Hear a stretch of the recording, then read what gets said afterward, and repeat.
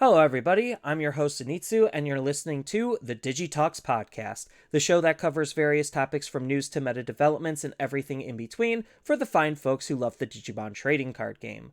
Just as a quick reminder, I do stream this live over on twitch.tv/Zenitsu, and it's also uploaded as a YouTube video under the YouTube channel of Zenitsu, as well as being on various podcasting platforms like Spotify for your viewing and listening pleasure. Today, I'm with my co-host Teddy, and we're going to be talking about the continued development on the BT14 meta, now that it's basically over, and our overall thoughts on how the year of 2023 went for Digimon. But first, before we get into the meta breakdown, here's Teddy with the question of the week. So my question this week is, what do you guys think is your favorite meta in all of Digimon so far? Because we're going to be talking specifically about BT14, but I kind of want to know what everyone, the room's thought process is regarding all of the metas. I'm interested to see what you guys got to say in the comments. That is definitely a good question, because I think, how many metas did we have this year? We had technically one, two, three, four, five. We had five different metas, six if you really want to include nationals as its own separate thing. Because we had a ban list post nationals that kind of changed the rest of BT11. So we had a lot of different metas to play this year, and a lot of them were pretty good. Yeah, I'm pretty happy with most of this year's metas. Yeah. So we have two events to go over. I'm gonna kind of go over them semi quickly, just because we're starting. Well, I mean, there's a lot of like different decks that have been topping, but going over each and every one individually, it kind of is a little bit on the taxing side. So we're gonna start off with the Phoenix Reborn Argentina finals. So this isn't like a technically official finals. Phoenix Reborn is a store in Argentina, and they basically host their own thing, and it is technically separate from what Digimon normally holds because they're not holding anything in Argentina. So Phoenix Reborn is making up for that, and kudos to them. Appreciate all of the work that they do. They held a pretty decent event. It was 98 players, 7 rounds of Swiss with a top 16 top cut. So I'd say that was a pretty decently sized event. 7 rounds means that there wasn't a whole lot of ties, which is always good. So as far as what actually won that event, it was Blue Hybrids. Again, I don't know where any of these decks fell into Swiss, but the fact that they still had to play through a top cut definitely shows the deck's overall strength, especially since we already know like place 1 through like 18 or 19, sometimes even 20 to 22, all are kind of relatively similar when it comes to their placement in Swiss. So that's just one thing to take note of. And the fact that Blue Hybrids came out of nowhere, especially since it wasn't a highly represented deck, definitely shows that the Tommy Unlimit helped the deck be competitive again, which is nice, having more competitive decks to play. Second place was Lugamon. Third and fourth place was Alphamon and Blue Flare. Then the rest of top 8 is Millith, Allforce, Shine Beelzemon. And then the rest of top 16 is Hunters, Mirage, Black War Greymon X, Red Hybrids, Royal Knights, Security Control, and Mirage. So a pretty decent diverse spread, considering you only had 3 Mirages as the only repeating deck, and then everything else was unique. That's a good format in terms of the spread of decks that are actually competitively viable. I mean, yeah, this pie chart is crazy, bro. Like, you see all these decks. It's awesome. And I don't know if Mirage is actually that good in this format, or if it is because he had some pretty strong showings in Europe, and I think there was one other event where he like topped a whole bunch, but maybe that brought more attention onto Mirage. skewing some of the popularity in his favor a little bit, or he actually could just be that cracked and we all just slept on it. I mean, at the end of the day, when Mirage pops off, it pops off, and it's very. Sometimes you just auto win out of nowhere. So I can see why it would work, especially since they're running like Arrow V Dramon predominantly now, over Mott Galgamon. Yeah. So we've kind of covered a lot of these decks before. The only like I don't even know, was Alphamon a new groundbreaking one? I think it might have been. Alphamon Let's is see. still kind of just sleeper good, just because the BT13 Alphamon is like cracked. And Sure. then or you can just lets you try to multi attack with Oriumon. So it's still just trying to do the same thing, just has different tools Yeah. to play around with. Um, so I definitely think that the training cards definitely helped Alphamon. Was this player even using the training cards? Yes. It's using They 4. yeah, they actually decided to cut out the tamers entirely for memory boosts and training cards. So they are no longer running Coda and they're no longer running Yuji, and they're just using option consistency. And I don't particularly hate it I don't because think you need it. Because Cool Boy is your memory generation plus the Dexteruga. You don't need anything else. yeah, because you could be like, you could literally go from rookie to mega in a single turn because of how much memory generation and like cheap or free evolutions that you have between Cool Boy, the memory boost, and the training cards. Like the tamers only helped facilitate the combo, which is why a lot of people started using Yuji more than Coda, because Coda's the memory setter, but like you don't need it because Cool Boy just generates that memory. Then your Dex cards will also help generate memory. So it's like, yeah, you just kind of didn't need it.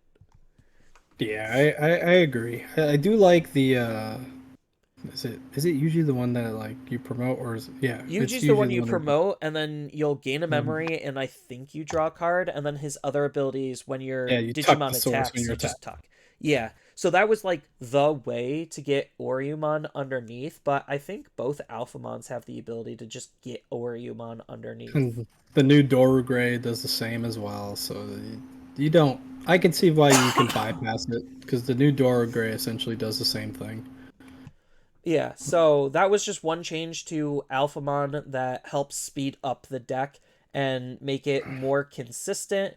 Because now you're not super heavily reliant on specifically your X antibody level threes because you're not running the tamers, so you don't need them as much to try to dig them out.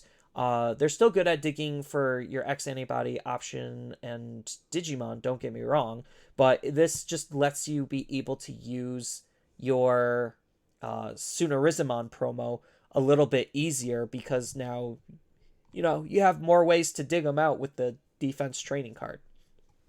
Yeah, I like it. I think it makes sense. I've never been a big fan of the running less rookies, but it makes sense because the trainings just supplement the rookies, and then all you're basically wanting to do is see one good line, and then that one good line just wins you the game. Uh, so I can get behind the idea. Yeah. And then All Fours started adopting some of the Goma stuff, and then they're just actually it's literally just Goma because Goma's just Yeah. a cracked card. And then this particular player is also using Joe to complement the fact that All Fours can play it out for free, and then you have the Goma on top of Get the Joe. memory. So it's just really cute. They swapped their hybrid from Lana to Kuma just because of Joe, which makes sense. And then they're on Zudo Ace, which Zudo Ace is just a stupidly good card. Um, Mirage is using it, so why can't All Force? Just easy hard play, or just set up a Leomon, and then Leomon now threatens the Blast Digivolution if you don't want to use Leomon for Leomon. No, yeah. I mean, honestly, the more I look at like the Joe, the more I like it in All Force. Way more. It allows you to strip a source that any source, so it could just be protection so that they can't stop your bounce or anything like that. Like that, this is cool. This makes sense. Like, and it makes it so it's essentially a 2 cost hammer or a guarantee +1. And then using the effects with that, you could cheat out or randomly steal or remove bodies that could or could not be removed beforehand. So I like it. Yeah, and then Um, they're also running a Tech 1 of Merciful mode just to hose on a lot of trash based strategies, which is starting to Ruga. emerge with BT14. Yeah, this makes sense. There's almost no reason not to. I mean, you have the space. If you have it, you can make it. Yeah, and then obviously they're running the training cards as like the big inclusion, just because everyone's going to do it, especially if they're monocolor and a stack based deck. There's zero reason not to.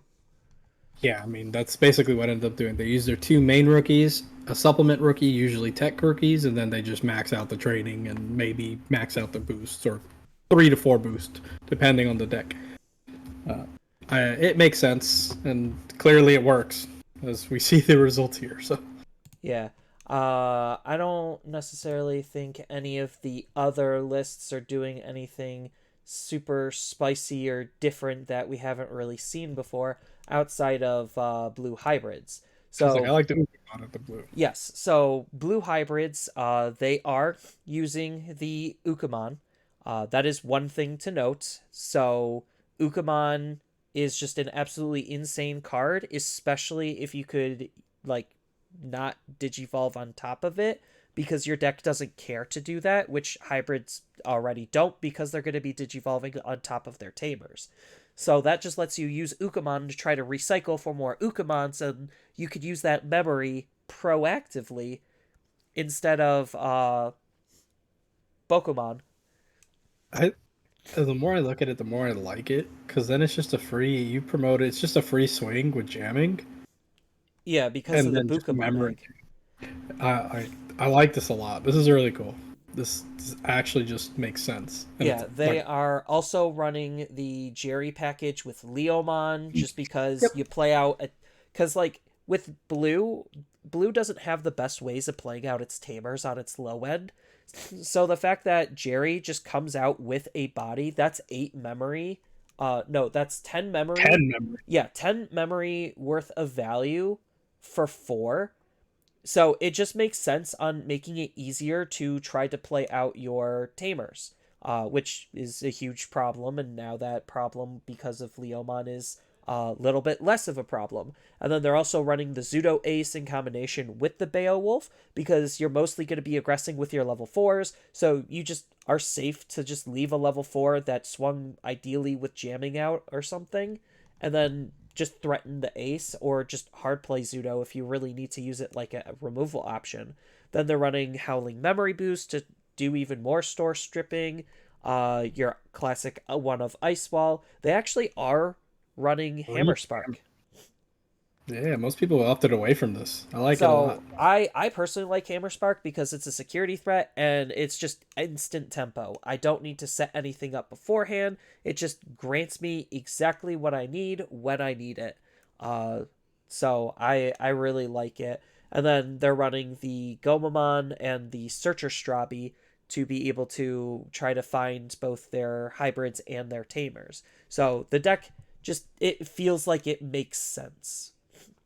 Yeah, there's nothing I look out here and I'm like, yeah, that doesn't. I don't know why that's there or nothing. It all works together. Even the random one-off Leomon that he's using, the on deletion one, it's fine. Like it works, and it's just another way that he gets an extra Leomon target so Jerry can play it, or it's just a swing with Gomamon, die, gain 2 memory. Gomamon plays itself out, and now you've set something up. You've got an extra body on board. It's good. I like this. I like this a lot. Yeah, and then their top end is just a simple 2 copies of Mirage just to try to tax and burn. Because blue isn't necessarily trying to like deal big burst damage.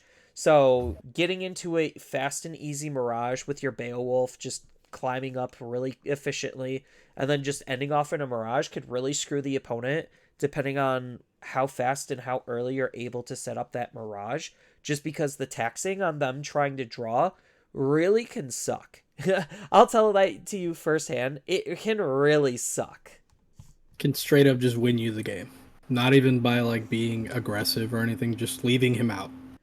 And just a free chip. Okay, you promote, swing, that card draws you a card. I just stole 1 to 2, maybe 3, depending on how many cards, how late in the game. Even stealing one memory is enough a lot of times to just ruin a game or ruin their plays. Yeah. So that is Phoenix Reborn in a nutshell. Congrats to the person who took first place with Blue Hybrids. You are doing the work, testing decks that people aren't necessarily hyper focused on, and you're putting up good results.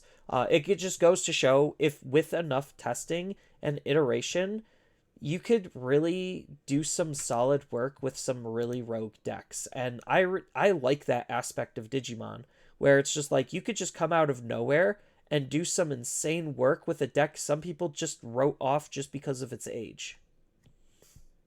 Yeah, I mean, showing here, there are decks that most people like now would just count out and things like that, and I like that a lot. Blue Hybrid was one of those decks that people were like, Tommy came off, it's not going to matter. And look at Homie comes off and straight up wins the whole thing. So. Yeah, so like it's never to like the message here with Blue Hybrids, it isn't necessarily like, oh, Tommy came off the ban list, now he started winning. It's if you're willing to put the time to iterate and ideate on a deck, you can make it successful with enough effort. And I really like that message that came from this event. And it's not necessarily specifically this event. Like, this format is just an insanely wide format because if we look at the core TCG toppings, there is 1, 2, 3, 4, 5, 6, 7, 8, 9, 10. There's 10 different decks in top 16. That's still pretty diverse. A little bit less diverse, but still pretty diverse. It seems like we are just seeing a lot more Mirage pop up, considering there were 4 Mirages in the Core TCG event. We do also have to acknowledge Core TCG was an in-person regional, so it still had a pretty strong showing. 8 rounds of Swiss, 283 players, uh, which is good. And the top deck out of this event was actually Red Hybrids. So Red Hybrids is still good. Shocker. Red Hybrids is probably one of the most consistent decks in the game, and if can move and hit really hard and really fast, so it really puts a lot of pressure onto the opponent, and if they're just fumbling trying to set cards up and not finding their pieces in time, that's where Red Hybrids shines, and it could just clean up games very quickly and easily. Like, even if they do find their pieces, if they don't set it up fast enough, they just lose because you'll just outpace them. So the Red Hybrid will always be that deck. Yeah. So Red Hybrid took first place, going over the rest. Second place was actually Metal Garurumon X. This is before all of the new tech. Um, then third place is Royal Knights. Fourth place is another Red Hybrids. Fifth place Mirage. Sixth place Yellow Vaccine. Seventh place Mirage. Eighth place Black War Greymon. Ninth place Blue Flare. 10th place Mirage. 11th place also Mirage. 12th Royal Knights. 13th Machine Dramon. 14th, another Alphamon. 15 and 16 were both Shine Greymons. So Shine's still doing good. Mirage definitely is coming out in force, but there's still just a lot of decks doing well and a lot of decks that people wouldn't expect to do well doing well, considering, hey, there's another Alphamon in top 16. So coincidence? I think not. They are running Tamers, but only one of each, just because they can, but they're still high on defense training and black memory boost. Yeah, So I like the list. I mean, it's not too much different. They're running a little bit more rookies, which is just 2 more or 1 extra more. no, But they're I running think the that same amount.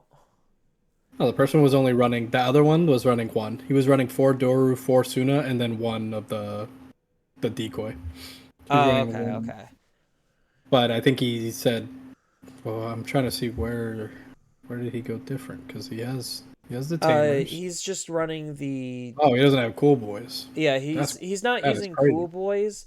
He's running an Ultimate Flare Interesting. and Death X just for some like Removal. counter Okay. removal tech, and then I can agree. uh I can kind of see it. Congo also. Let's go. yeah, and then the other slots is one Coda and one Yuji just because they're still useful.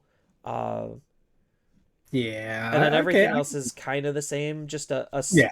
small minor differences here and there with like the level sixes. Like this person's even on the level sixes, the other one was higher on BT9 or BT13 versus BT9. Mhm. So Yes. it's just small little tweaks.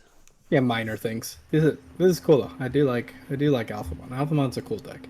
Yeah, don't sleep on Alphamon. Just like don't sleep on Metal Garurumon X. Just because even though the promo It's, is limited, it still can do work. Just because it's still a pretty strong and annoying deck. Uh, this guy's using the starter deck. Metal yeah, this Guru. this guy's list is a little bit more crazy because he's using a tech one of the starter deck two Metal Garurumon, where it's 11k evos for 4, and it just has a when Um, attacking to unsuspend. So he's just trying to figure out how to get extra attacks, and I kind of like this one. Most of the time, when it comes to Melga, you just want to try to get up into Melga X as easily and efficiently as you possibly can, which is why a lot of people started running the starter deck 16 Metal Garurumon, just because when you digivolve up into it, you could like discard 3 cards and then gain 3 memory back, so it effectively evos for 0, which is really nice. Not gonna lie, that's why we were running the EX11, was because if you just have enough cards in your hand, you make it 1 to Evo or even free to Evo at times.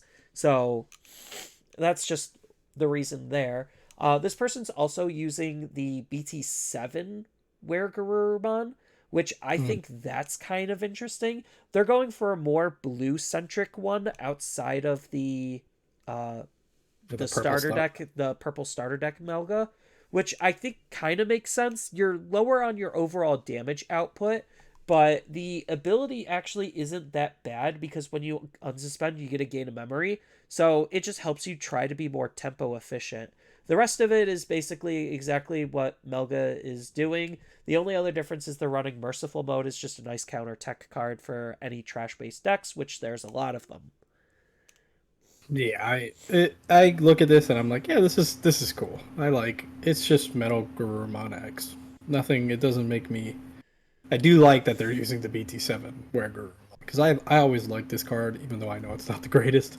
I do like this card a lot. I think it's a funny card. Because it was like it's trying to be like an Ace Digimon without being Ace Yeah, at the same but time. usually worse Ace.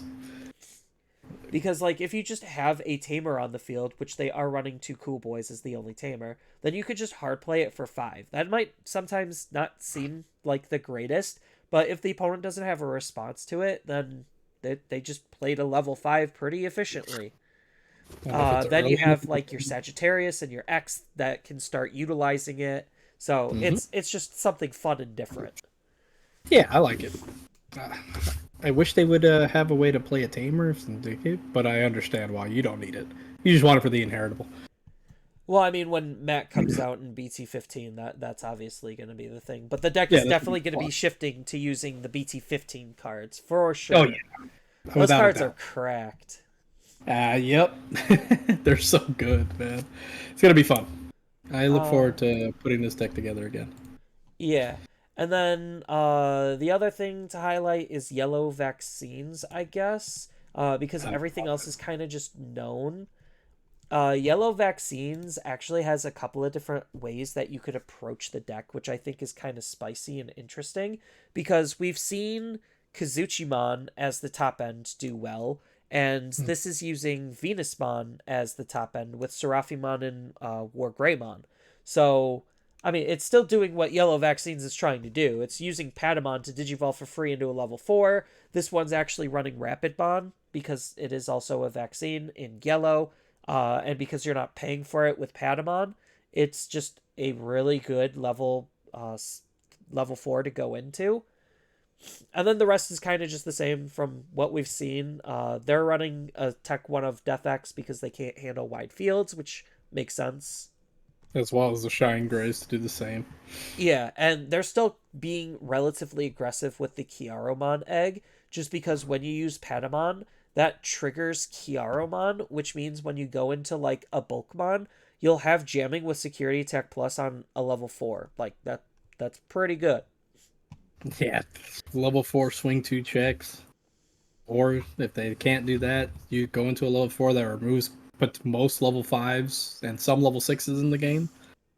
I mean, it's pretty good. I mean, it's Yellow Vaccine. This is one of those extremely efficient decks, memory efficient, removal, extremely good at removing things. Important Uh, floodgates for the meta between Cutemon stopping cost reduction on evolution and Pillowmon stopping players from playing Digimon by card effects. It's a solid deck.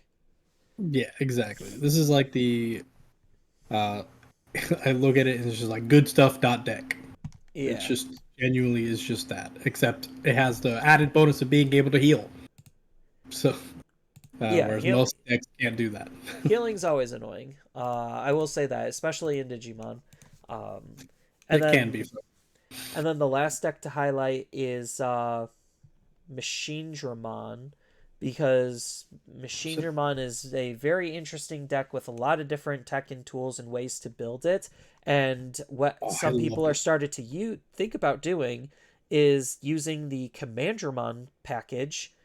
So they're using Commandramon and High Commandramon as like level 3 and level 4 when they're climbing. So that way you could actually gain their protection inheritable to nullify the one weakness that you had, which was putting your Digimon in security Chaos under a deck. tamer. Yeah, this is just good. Like this, just I love this. I love this idea. It makes sense. I like it also because it could also be a way to be aggressive with like High Commandramon if they want to. It is another way to do so, so they're not just constantly sitting on just High Commandramon. Um, I like it a lot. These are just cool. Like they're really good at their inclusions to a Yeah. deck that needed that extra help. And then they're also running the training cards because everything that is a stack based deck basically is forced to run training cards now, because that's just one of the great equalizing tools between what stack based decks are doing versus hybrid or cross based decks we're doing, which is why like red hybrids and blue hybrids and even yellow hybrids have still been meta relevant, is because they don't need to focus on building a stack, and they just play tamers, hit hard. That's it. That's all they do. And it really forces the stack based decks to respond in ways they might not be able to, which is what makes them more consistent. The output isn't as high in terms of like the combo potential and how much damage you could deal, but it's a safer deck to play and bring. Yeah, if you can consistently get to your win condition, it doesn't matter what the other opponent is doing. Red Hybrids does that by skipping the whole process of saying, I don't need a level 6. I can do that with my level 4s. Whereas most decks need to be in their level 6s or above or something in between or a mix of both to really get going. Red Hybrid doesn't need to do that. Same with Blue Hybrid. They Correct. bypass that game mechanic. The one thing that always puzzles me, and I might just be in the wrong here, but I started seeing a lot of red hybrids use Metal Greymon Ace, and it's a tech one of, so it's like whatever, fine. But I'm just sitting there and I'm just like, I don't think I like that card in here. Strategically, it makes sense because you swing with your level 4s with high enough DP where they're most likely to live, and then you could catch the opponent off guard with an ace play for the level 4s that are just sitting on the field. But at the same time, I'm like, but you can't search it out. Aces are generally a liability at times because of the overflow mechanic, so you don't want to go too heavy into them. And it's just a tech one of, like, how often does it actually come up? Because you're never hard playing this card for 4, or you're rarely hard playing the card for 4 just to use its like basic removal ability. I think I look at it more so as the tech remover, like those cards that like, oh well, I'm gonna stop your reduction. No, you're not.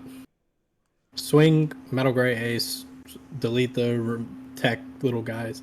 It I think it's just an extra option so that they don't have to only rely on Burning Gray as their essentially only form of removal besides Emperor early on. Well, they also are running Crimson Blaze because there's a lot of decks that just play cards by card effects, and Crimson Blaze is basically an option floodgate to turn that off.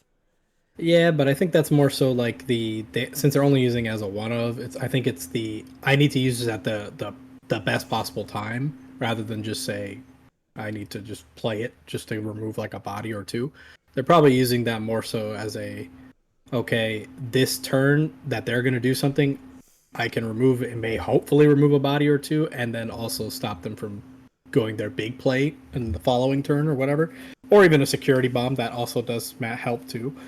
Um, I wouldn't rely on one offs as that, but I understand and I do like his deck list. I think Yeah, I I mean the he's also running Ukamon for the same reason we already mentioned with blue hybrids. You're not evolving on top of your level threes all that often, so Ukamon cycling your raising area just makes sense.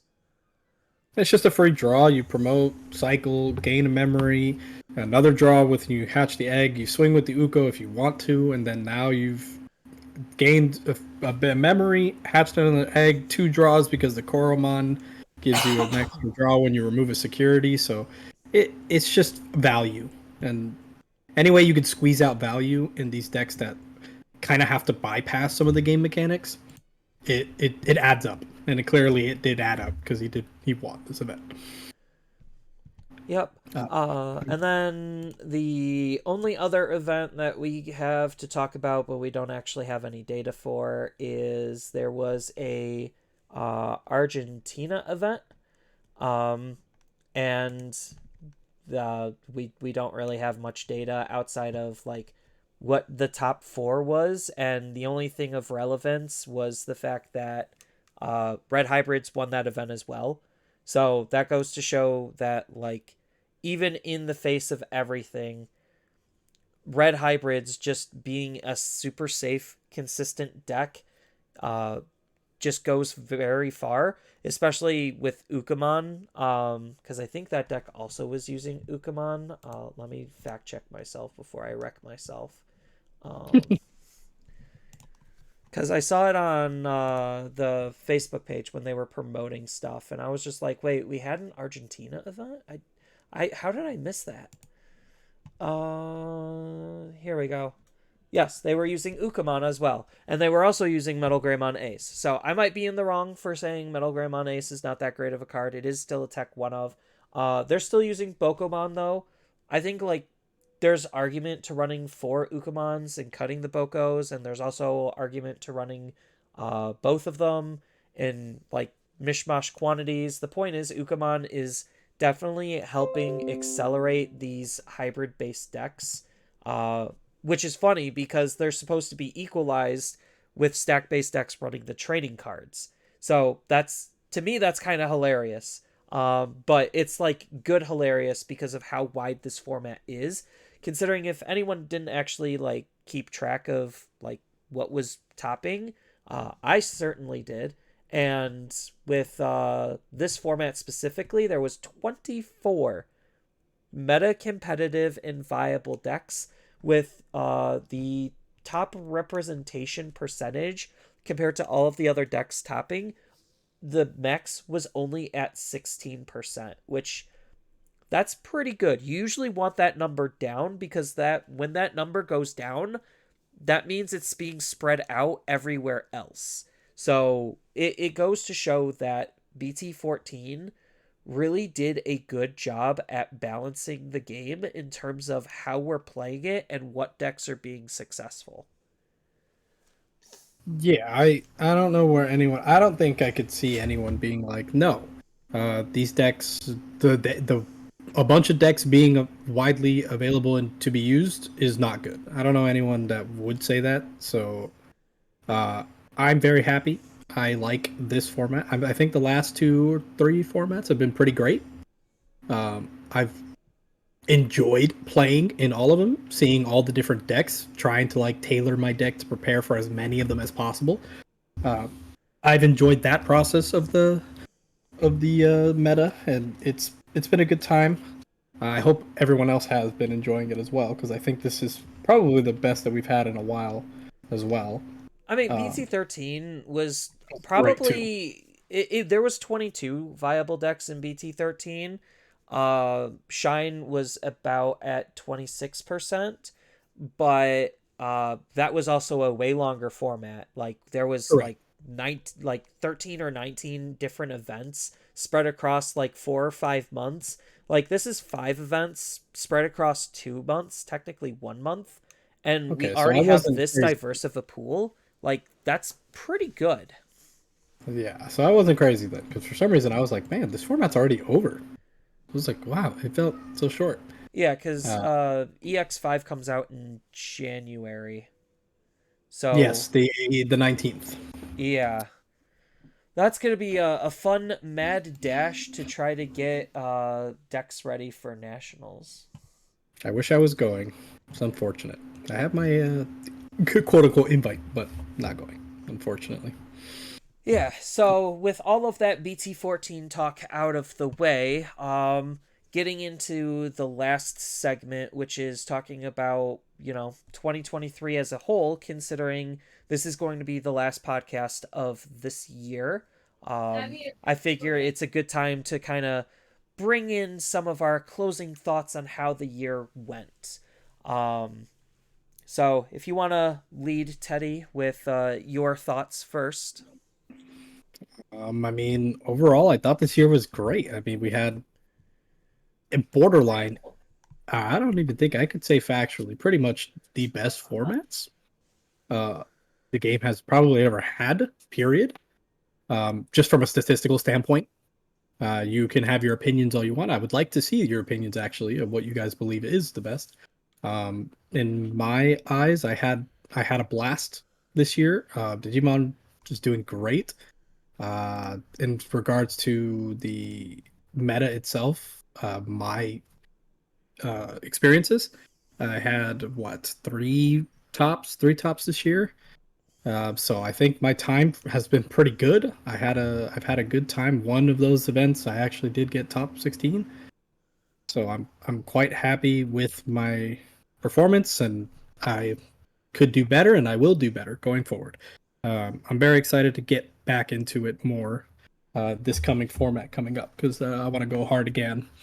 And then I'm not going for top 16. I want top one. I want to win.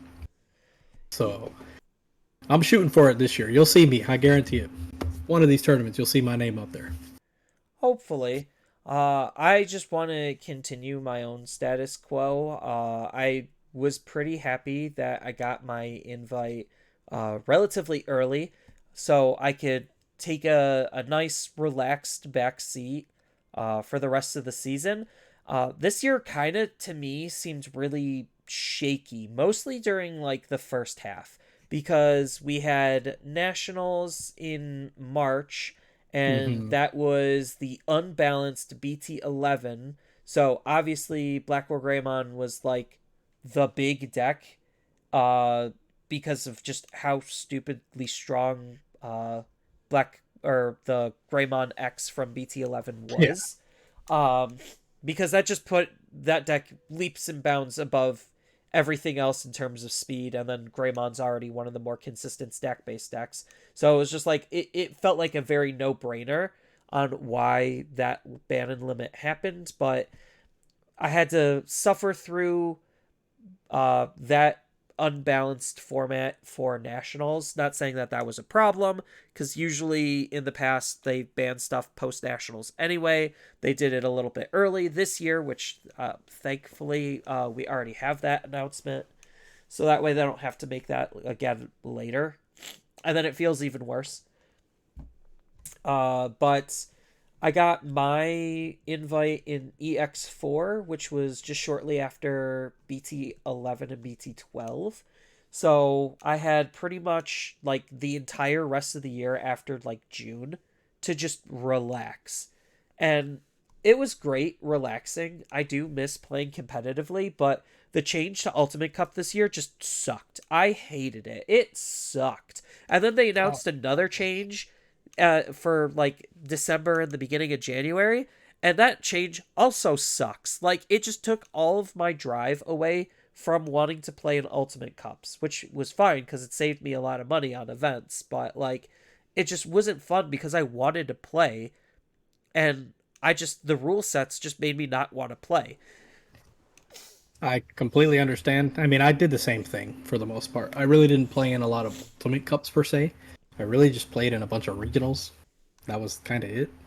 And the moment I got it was BT13, I believe. Yeah, BT13 was when I got my invite, quote unquote. Um, and after that, I kind of did the same. I was just like, I'm gonna chill. I have my fun. I went hard basically the entire year, excluding that after all the tournaments after that because I got mine at in person in oh my god, in South Carolina. So it I'm I hope that Digimon or Bandai, I guess, does not mess up the extra formats that we have, or I guess the side formats, like the Ultimate Cups, etc., etc. Because I do want to participate more in those, and I was kind of sad that I couldn't, or I should say, I didn't want to, because it's just like one, the pricing I had already had all the pricing I wanted for those Ultimate Cups, so it's like I didn't really want any of the cards that were already there because I already had them, and then there really was no reason for me to go farther in it because I just didn't enjoy the format as well. So I follow that sentiment of yours very, very much. So Yeah, and like I think that Digimon had a absolutely fantastic back year. The first portions of this year, or like the first half, seemed really shaky because they changed how yeah, invites worked, and there was just a lot of things in flux that people just didn't exactly settle well. It felt like they were just kind of stumbling and messing up. There wasn't as many events this year as last year, and like it just seemed like Bandai was all over the place, which makes sense because they're running like what, four card games. They're about to be on six. Because yeah, of Fusion World, because they are going to also support Masters for Dragon Ball, and now we have Union Arena coming out. So obviously those preparations probably was taking resources away from various different areas. I would think, even though Bandai is a big company, it doesn't seem like they would have a separate division for all of that. They would just have a TCG division, and some people would be more specifically assigned to each, but there would be people that probably commingle between the different groups and are flip flopping between teams. So, at least that's my own personal like take. I don't know what actually goes on inside of Bandai, but that's just what it feels like. Um, and then yeah, they really started to like be stronger in the second half because we got Liberators announced. I think people were overhyping the fact that they just wanted a simulator, and this was like an actual announcement. I was never expecting one, so I was pleasantly happy knowing that we're getting a web novel, or like a web graphic novel for the Digimon trading card game specifically, because I think that's pretty cool. Um, yeah. I'm overall happy about it. Honestly, I don't think I don't know why everyone was so fixated on the whole oh my god simulator thing. I don't see why that was ever. There was no hint or anything of the saying that it would be that way, besides it being a TCG related thing. But there was nothing indicating that it would be. So kind of was kind of like shooting in the dark to really just say, oh, it has to be a sim because it's TCG related. yeah, Kind of unreasonable to assume so, but and um, then we also had the O2 movie, The Beginning, yeah, which that was a very divisive. it was a very interesting movie. It was not super action heavy. There was a lot of like lore drops and lore bombs.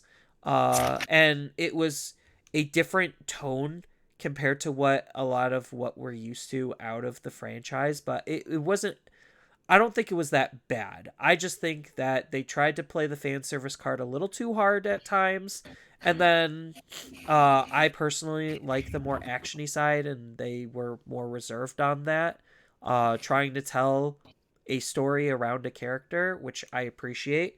And then we got a whole bunch of like new promos and promo announcements, and BT14 was just such a bomb set compared to like a lot of the other sets, and like it seemed like once we turned past BT13 and getting into like the BT14 stuff in the later half of the year, it seems like they really started cleaning up their act. They still got a lot of ways to go. Like promo distribution still sucks.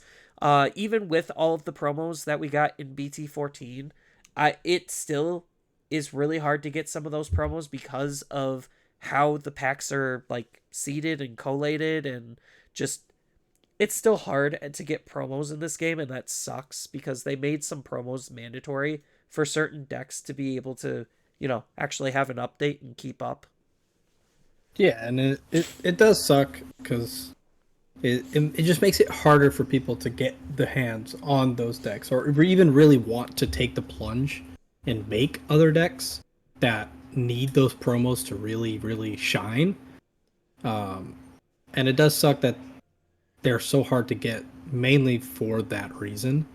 Um, for people like, like, I mean, I guess I would say like me and you, who will just dump money anyway. We're gonna do it anyway. It's not the worst. It sucks, but it's definitely like we're gonna get the cards anyway, no matter what, eventually. But like for the people that aren't stupid like us, and will just blow the money anyway, it sucks because now they either one have to wait for a a reprint of the card or something of that nature. An Uh, altar, yeah. yeah, for them to really, really get another chance or a stab at it, or they have to just say, "Screw it, I'm just gonna dump money and buy the cards." Which, if you're a casual or not even necessarily a casual, even if you play competitively, but you're more of a budget esque uh, player in that regard, um, and you only really invest in specifically the deck you're going to be playing for like a meta. It's not easy for you to just be like, oh well, like this Shaderon promo. I don't even know how much it is. I'm pretty sure It it's like hovers between like $6 to $10. yeah, the Shaderon. It's right now $13. So if Cool, this a is just a buyout. level Yeah. 4. I was like, this is just a level 4. So if I wanted to play the quote unquote best version of this red purple Imperial Dramon right now, just this promo alone is netting me almost like $60. It's like 50, $60. Like you see, like that's not, and that's not even the rest of the cards. That's not even the super rares. Or like, so it's just it makes it really scrappy for a lot, like for the mass majority of players to get it. So I do hope in this coming year, Bandai kind of gets does something to fix it. Um, Even if it's just making more or not doing things like, for example, in this set, why are they one card packs? Just make them 2 card packs. Like, how hard would that have been? And it's not like crazy stuff like that, but little things like that. They add up. Like, it just They being a 2 card set pack would have made it infinitely easier to get the cards you wanted. Um, Yeah. Like, I think they did a pretty okay job throughout the year. I do like the fact that at least box toppers they have acknowledged is probably the easiest way players can get promos. But at least like make the box toppers, actually allowing you to get the promos. Because I think in BT14, even though the like survey pack was nice, they just the one card pack just really made it super hard Awful. to get. Because like in a case setting, that's 12 boxes. So you don't even get a playset of all of the cards, Right. assuming your RNG is absolutely perfect and you see the average of everything. I can tell you Um, exactly how much I have all of them right in front of me. In a case, I pulled 4 Rest Tyrannomons. I had like 6 Morphomons. That's 10. And then I had 2 Shadermons. That's 12. So in 12 boxes, I didn't even see the other. There was another promo, isn't there? yeah, there's Yeah, Diaboromon yeah. and Skull Knightmon. I didn't even see him or the other one.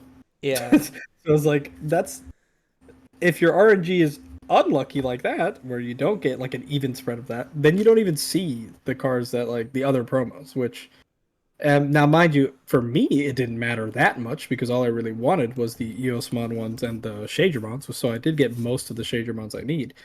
But I also do like to build a lot of decks. I like to play all the decks and just really see how they function. So I'm gonna eventually have to bite the bullet and buy these cards. I'm gonna have to wait till they go down because some of these are actually stupid price for some unknown reason. Um, but Yeah, I and like the it is what same it, sentiment is true with the memory, or not the training cards, because like it's cool that they're box toppers, and it's really cool that they gave one of each. was a um godsend Yes, that they that gave like one of that's how you make distributing promos like good. But I think Bandai also knew how good and important the training cards were, so they needed to do that, because even right now, like a lot of the training cards in the secondary markets in complete flux because of how mandatory they are for deck building at this point. And I think that's kind of like the big, like one of my big gripes is like I like the training cards being an equalizer, allowing stack based decks to try to catch up to what hybrid based decks and cross based decks were doing. But at the same time, like now you are mandatory to run this card, and if you play multiple different decks, now it increases the price of entry because of how mandatory those cards are. And that's the only thing I don't like about them, is it made getting into the game a little bit harder because you need those training cards, and if they don't reprint them, they're only going to go yeah. up in price and out of stock, which is what we're seeing with a couple I of mean, them. like the purple one. Like if you're like, hey, wow, I just read that Seeker's web novel. That was great. I noticed that they have a card game and they have them.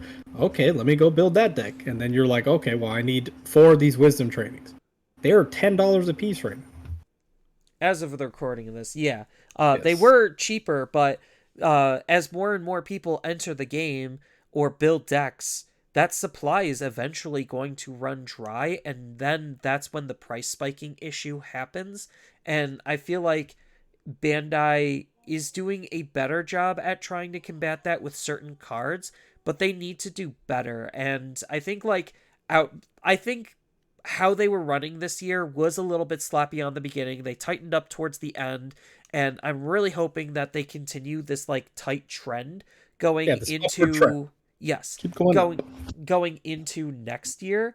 But like my one major gripe with the game has and always will be promo distributions, and that's a Bandai Right. problem across the board. It's not specifically just a Digimon problem. They're just garbage whenever it comes to Oh yeah. promos. I mean, God, they're like you don't understand how incredibly ridiculous it was. Like I wanted to play yeah, because I play with One Piece as well. And in Doflamingo, there's a card called Jinbei. Now, if you go and look that card up right now, I guarantee it's probably like $70 right now. Because it's a promo card that I was not widely distributed at all. And it's like one of those like cards where it's like this makes the deck way better, like not a little bit better, but way better. So it's like you're actually just running a weaker deck if you don't have the Jinbei. So it's like it was awful, and I was like, man, this sucks. I was like, so I just can never play the full power version of this deck because I am not spending $70 on a singular card. You are absurd. Even though I spend hundreds and hundreds on boxes, that's different. Those are boxes. I'll do that because I'm not getting just one card, but not for a singular card. Yeah. But I think that Bandai has definitely done a better job as the year progressed, when it I comes to not only just the formats, because like nobody really cared about EX4 because of when and where that was slotted. I thought that RB1 was handled absolutely poorly. That was easily the worst set of the entire year, hands down. Um, but we also asked for that, so that's partially on us, because we can't trust Bandai to make the correct decisions to make something accessible and easy. Of course not. No, But that's too much effort. yeah, that's like trusting like a drug dealer with your money. Like no, just don't do that. Yeah, it's just not a good idea. If the Bandai wants to take money from you, they're gonna take money from you.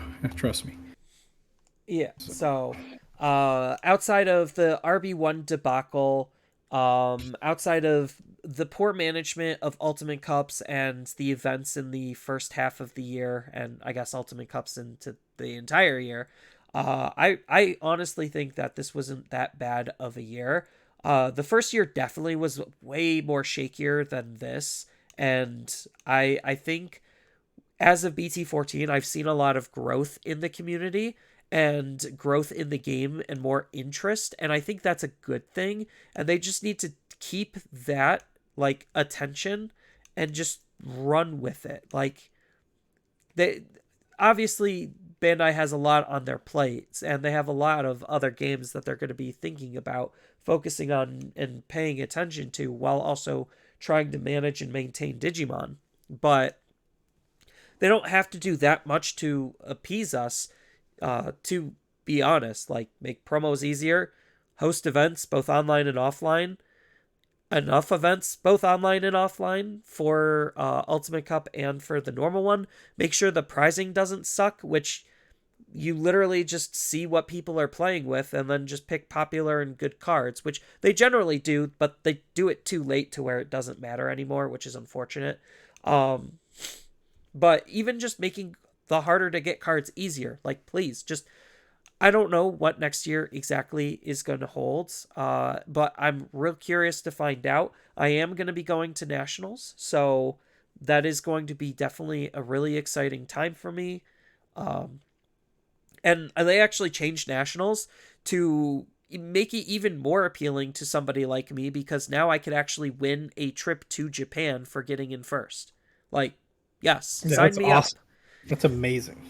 Yeah, like I used to play a small little game called Force of Will for that same exact reason. I wasn't good at Force of Will, and Force of Will has its own fair share of problems. Um, but that was one of the big appeals was the chance to win a trip to Japan, and I really like the fact that Digimon subtly. I wish it wasn't so subtle, but they subtly said that that's a thing. Yeah, I mean it's unfortunate, but I mean it is what it is. You know, we make the best of what we get, and I think overall the game's doing great. I mean, monetary wise, the game is doing great, um, and I think the player base is still quite healthy. I don't foresee anything, knock on wood, anything bad happening down the line. Um, I'm I'm overall very optimistic with this next coming year. Um, and that's kind of how we have to look at it. Just don't go in negative Nancy's. Just go in and just have fun with the game. Because at the end of the day, this is a game. If the game is upsetting you, take a break. Go do something else. Play a different game for a little bit. I don't know, whatever makes you happy. Because at the end, this should be a outlet for you to have fun. Yeah. So, to wrap things up, what would you want to say is a New Year's resolution you want out of the game, and a New Year's resolution you, if you could, impose on Bandai, what you would want Bandai to do better? Oh, this is easy, easy. More Gallimon support. That's my wish.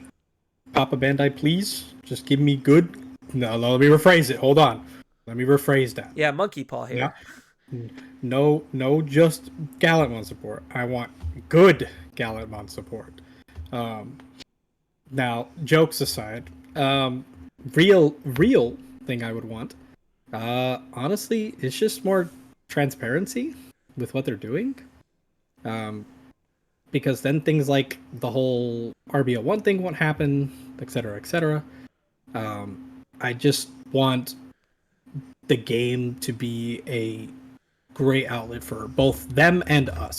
Because if they're happy, we end up being happy most of the time.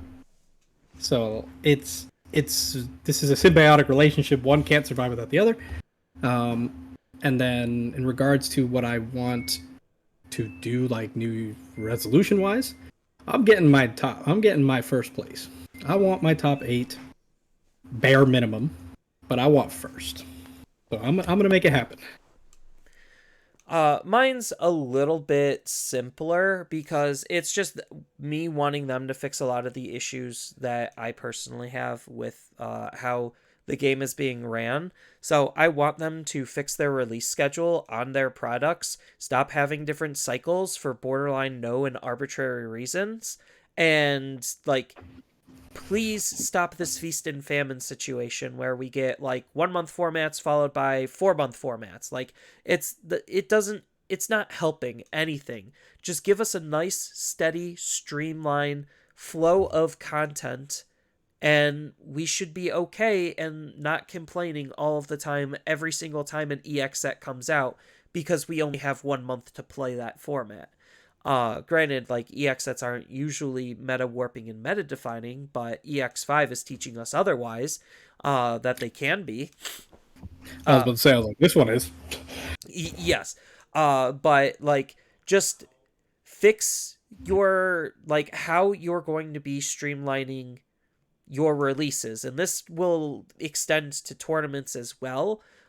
Give us more tournaments. That means sign up deals with other TOs. I know that's a stretch. You're a Japanese company and you don't like change. Believe me, I get it. I follow Japanese business culture for a hot minute. But you're gonna have to bite the bullet and get more TOs to support the game, especially if you're going to be having more games being ran. So fix your release schedule and fix your tournament structure a little bit, tighten that up, and I think we're in a really good space for you to just copy and paste for infinity. Outside of like making sure you control your power creep and but I feel like with BT 14 they've been doing a pretty decent job at understanding the power dynamic of their game, especially with how aces are working with the game. So I like where the overall power of the game is. I just don't want things to go Apocalypse stupid again, or Anubis Yeah. stupid. But No, outside of hard that, agree. yeah. Outside of that, that's what I really want. On top of obviously fixing promo distribution, but that kind of goes with just fixing distribution in general. Um, Hmm. and then the one thing that I want out of myself is I just want to keep earning my invite back to nationals, get that top 16, get that 2 round bye that it transitioned into. And that's all I could really ask out of myself as a player is make sure I can maintain national like level status. And cuz like I'm not shooting, I mean, it would be nice to shoot for the very best, like no one ever was. To beat them is the real test, um, because that is my cause. But regardless of trying to be number one, just making sure I can be more consistently good. That's what I really want, and it all starts for me just making sure I can earn my invite back to nationals. That's my test on. I know I can be consistent if I can keep going back to nationals with the invite, mind you. Okay, gotcha. I like it. Respectable. So, I'll extend this one last question to you, chat. What would be your one thing you want Bandai to do better, and what is one thing you personally want to do better with Digimon?